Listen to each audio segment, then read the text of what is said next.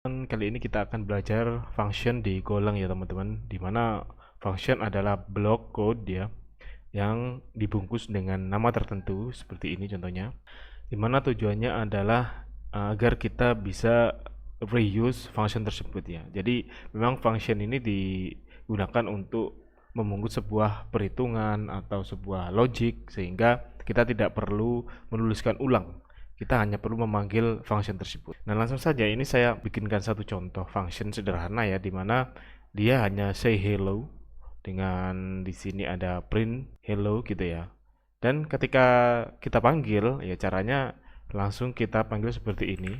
Nah, langsung muncul dan ketika kita run, nah dia akan muncul hello. Nah, teman-teman di function Golang ini juga kita bisa memberikan sebuah return value ya teman-teman. Nah, untuk memberikan return value kita bisa mendefinisikan seperti ini. Salah satu contohnya saya ingin say hello ini mereturn sebuah string ya, dimana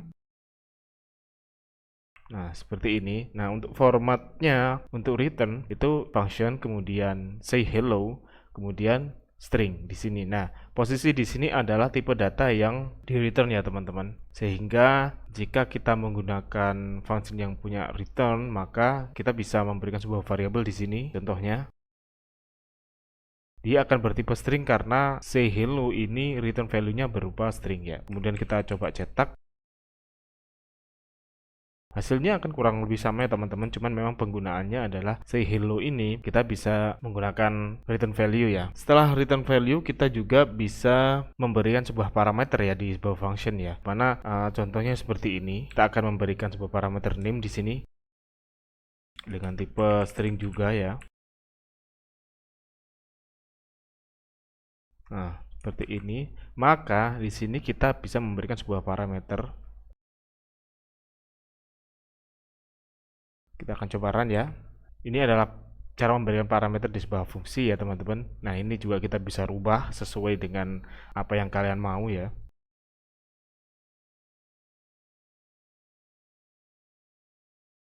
Nah kita juga bisa memberikan parameter yang lebih dari satu ya teman-teman. Jika memang sebuah fungsi itu membutuhkan lebih dari satu parameter, nah kita bisa mendefinisikan di sini ya. Misalkan di sini saya kasih umur.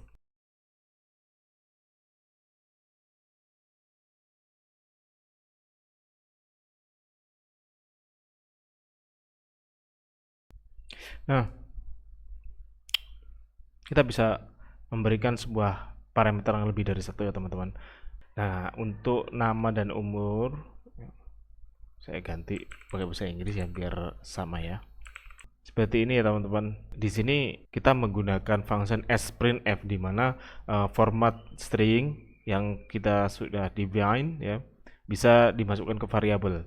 Jika kita tidak pakai sprintf maka tidak bisa ya teman-teman. Karena untuk yang printf ini dia itu tidak bisa diassign ke variabel. Nah, agar bisa diassign ke variabel kita pakai sprintf. Kemudian kita akan beri parameter di sini ya. Di sini terdapat warning karena harus memberikan parameter yang satu lagi di mana umur ya. Kita run seperti ini teman-teman. Oke, kita akan mencoba untuk function aritmatika ya teman-teman. Misalkan seperti ini. Kita akan membuat sebuah function yang menambahkan dua angka ya teman-teman. Oke, di mana function ini akan mereturn sebuah integer ya.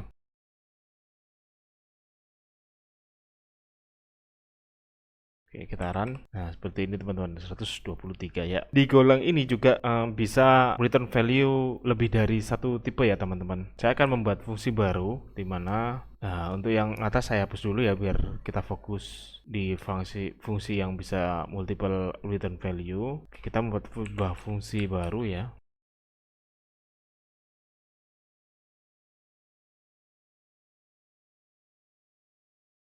Kita akan coba untuk menghitung luas dan keliling ya teman-teman.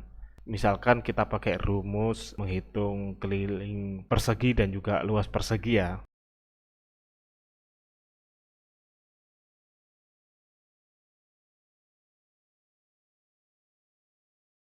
Nah, cara untuk mereturnnya seperti ini ya teman-teman. Untuk integer yang pertama itu adalah luas. Kemudian integer yang kedua untuk keliling ya atau circumference ya. Nah, jika kita posisinya dibalik, maka contohnya seperti ini, maka integer yang ini akan bernilai keliling ya teman-teman. Dan untuk integer yang setelahnya bernilai luas. Agar kita tidak salah dalam return value, kita bisa memberikan sebuah variabel name di sini, katakanlah seperti ini ya, L dan juga C. Kita kembalikan dulu ya. Nah, kenapa kita memberi variabel name di sini? Agar ketika kita menggunakan function calculate, maka di dokumentasinya kita akan muncul return value-nya ya, teman-teman. Contohnya seperti ini. Jadi kita akan tahu untuk integer yang pertama itu adalah luas, kemudian yang kedua adalah keliling ya teman-teman. Jika kita tidak memberi sebuah variabel name di sini, maka bisa jadi kita akan bingung nantinya. Mungkin kita lupa, kemudian kita jadi bingung, nanti outputnya jadi salah ya teman-teman. Makanya kita bisa memberikan sebuah variabel name di sini agar nantinya kita tidak salah dalam mengambil return value-nya ya. Kita akan coba print ya teman-teman. Dia akan bernilai untuk luasnya, dia akan bernilai 400, kemudian kelilingnya bernilai 80 ya teman-teman. Kita juga bisa memberikan sebuah variabel di sini.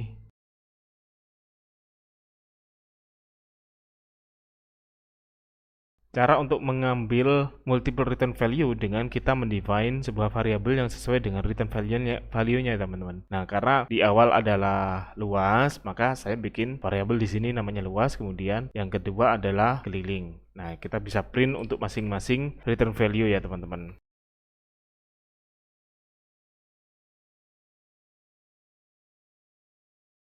Seperti ini teman-teman. Nah, di Golang juga bisa menerima variabel dengan jumlah yang tidak terbatas ya teman-teman. Misalkan seperti ini contohnya. Ini semua saya akan hapus dulu ya. Saya akan membuat sebuah function calculate baru di mana akan seperti ini.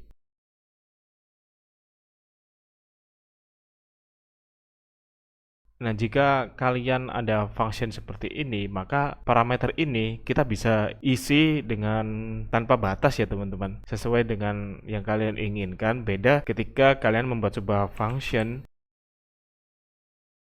maka dia hanya terbatas untuk dua parameter teman-teman. Nah, jika kita define sebuah parameternya seperti ini, maka dia akan menerima variabel tanpa batas ya teman. Sebanyak apapun dia akan bisa ya teman-teman. Jadi beda dengan yang seperti ini. Dia akan terlimitasi dengan dua buah parameter. Kalau seperti ini, maka tak terhingga ya parameternya. Ya, nanti kita akan mengcompare antara function calculate sama add ya teman-teman. Di sini saya akan buat sebuah loop sehingga dia bisa menambahkan sesuai dengan jumlah parameter yang ada di sini.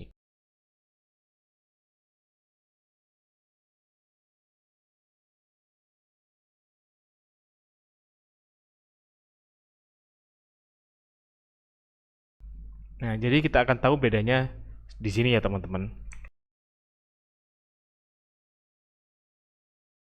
Nah, dia hanya terbatas dua parameter. Ketika kita beri parameter lagi, maka dia akan ada error ya teman-teman di sini karena argumennya terlalu banyak. Nah, sedangkan jika kita pakai seperti ini, jadi ini istilahnya adalah variadic parameter ya teman-teman. Dia bisa menerima parameter dengan jumlah yang tak terbatas.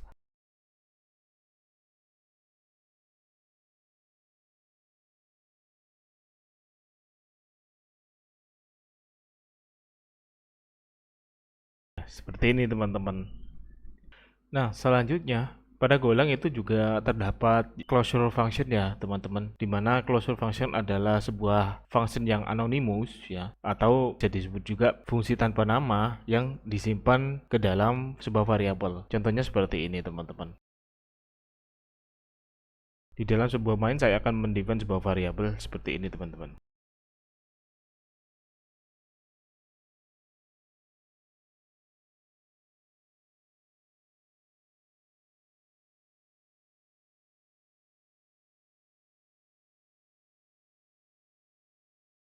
Nah, contohnya seperti ini teman-teman, di mana kita membuat sebuah variabel baru bernama increment yang di dalamnya ada closure function ya, atau anonymous function, di mana setiap kita mendefine sebuah closure function, maka di sini akan menambahkan counter ya teman-teman. Jika kita run akan hasilnya seperti ini. Nah, atau kita bisa juga seperti ini ya teman-teman.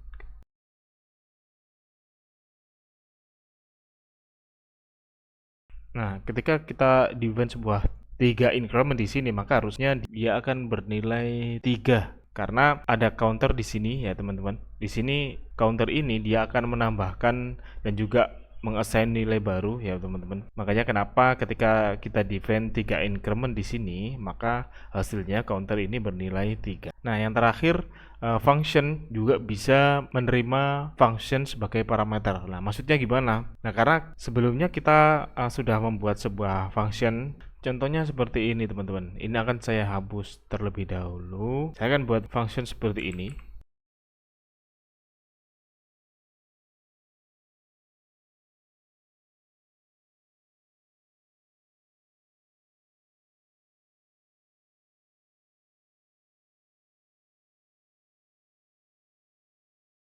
Saya membuat sebuah fungsi seperti ini teman-teman. Di sini ada calculate, kemudian menerima parameter A dan B, dan juga operator dengan tipe parameternya adalah function. Nah, jadi ini lumayan agak rumit ya teman-teman. Nah, untuk cara penggunaannya seperti ini. Di main kita akan membuat sebuah variabel di mana seperti ini ya teman-teman.